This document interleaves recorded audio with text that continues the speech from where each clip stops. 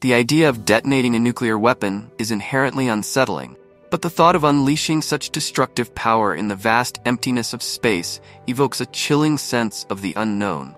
While space might seem like an uninhabited and distant realm, the reality is far more complex. It's a realm where the laws of physics and the delicate balance of Earth's magnetic field create a chilling backdrop for a history of audacious experimentation.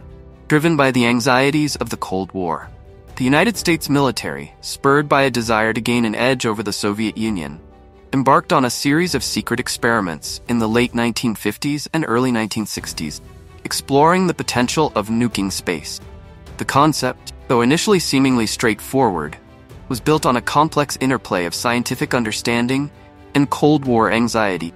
The primary motivation was the creation of an electromagnetic pulse, EMP, a sudden burst of energy capable of disrupting electronic systems. The theory was simple. A nuclear explosion high above Earth could potentially generate an EMP strong enough to cripple Soviet communication networks and missile guidance systems, offering a powerful defensive strategy against a potential nuclear attack. The military's fascination with EMPs stemmed from their unique ability to bypass traditional physical barriers. Unlike conventional weapons that rely on direct impact, an EMP could disrupt electronics across vast distances, rendering entire systems vulnerable without leaving visible destruction. But the military's ambitions weren't confined to defense. The possibility of using space-based nuclear explosions for offensive purposes also captivated their attention. Scientists had long understood the protective role of Earth's magnetic field, a shield generated by the planet's molten iron core that traps charged particles from the sun, shielding life on the surface from potentially lethal radiation. The theory emerged that a nuclear explosion within this magnetic field could potentially redirect these trapped particles, creating a concentrated stream of radiation that could be aimed at enemy territory. This concept, while speculative, opened up a horrifying new chapter in the already chilling realm of nuclear warfare. The culmination of these theories led to a series of high-altitude nuclear tests. Operation Hardtack, conducted from April to August 1958 in the remote Pacific Proving Ground, marked a pivotal moment in this history of space-based nuclear experimentation.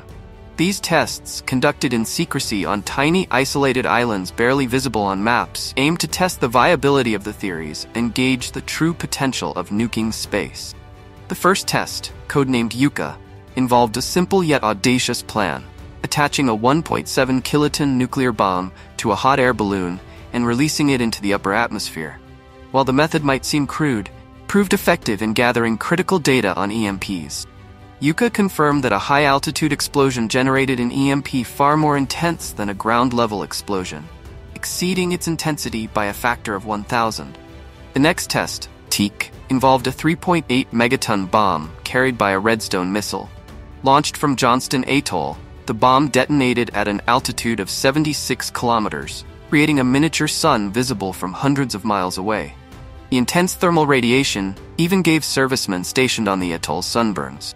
Final test, Orange, detonated at a lower altitude, had a less dramatic impact, highlighting the complex interplay of altitude and the effectiveness of the EMP. These tests, while illuminating the potential of nuclear explosions in space, also revealed the unforeseen consequences. They demonstrated the ability to disrupt communications on a massive scale, cause significant environmental damage, and create potentially harmful radiation. The culmination of these experiments led to Operation Fishbowl in 1962, coinciding with the tense Cuban Missile Crisis, a period that brought the world perilously close to nuclear annihilation. While the exact details of Fishbowl remain shrouded in secrecy, it's clear that the U.S. military, driven by the anxieties of the Cold War, was willing to push the boundaries of nuclear warfare, even in the seemingly empty vastness of space. The legacy of these tests leaves us with a haunting question. Are we truly willing to risk the unimaginable consequences of a nuclear war, even in the seemingly safe distance of space? While the Cold War may have ended, the threat of nuclear weapons remains a potent and ever-present danger. The history of nuking space serves as a chilling reminder of the potential for humanity's destructive capabilities and the importance of finding peaceful solutions to our global challenges.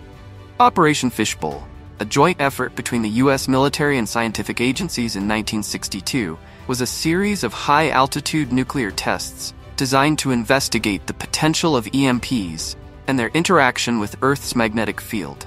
The tests were conducted near Johnston Island in the Pacific, with monitoring stations strategically placed across the globe, including the southern conjugate region in the Samoan Islands. The theory was that the fallout from a nuclear explosion over Johnston Island would be caught in a magnetic field line connecting to Samoa, creating a visible aurora linking the two locations. The reality, however, was far less predictable. First test, codenamed Bluegill, ended in a disastrous failure. A Thor rocket carrying the warhead was lost on radar, leaving its location uncertain. Thankfully, the missile was destroyed before the bomb detonated, but the event highlighted the inherent risks of space-based nuclear testing. Second attempt, Starfish, fared no better.